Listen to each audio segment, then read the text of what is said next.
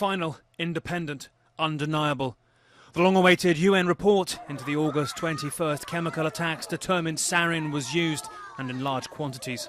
A war crime not seen since Saddam Hussein gassed his own people, his chief said. The findings are beyond doubt and beyond the pale.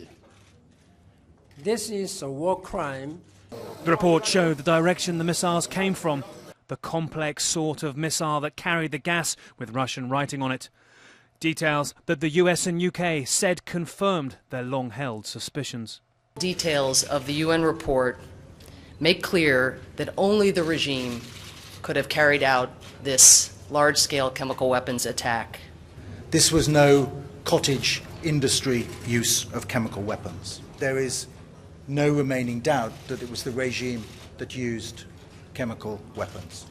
But Russia still held out its belief that terrorists could have been behind it. The allegations that, in fact, it was the opposition who used chemical weapons cannot be simply shrugged off. So what next? John Kerry and his Russian counterpart Sergey Lavrov agreed the technical details of how Syria could hand over its chemical weapons in Geneva, but the wording of a resolution to back that document up here will be harder. The Americans, French and British wanted to suggest that somewhere down the line force could be used if Syria doesn't move fast enough, but the Russians will never agree to that. It took 48 hours till Monday morning for that key difference to erupt publicly. Should diplomacy fail, the military option is still on the table. Well, this, first of all, Lavrov said, shows a lack of understanding of what John Kerry and I agreed upon, even a lack of desire to read the document. Still, Syria has agreed to surrender its chemical weapons to UN inspectors, perhaps not fast enough for Washington.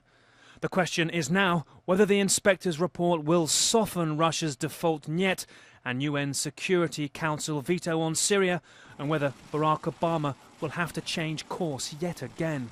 What it says is that I'm less concerned about style points. I'm much more concerned about getting the policy right.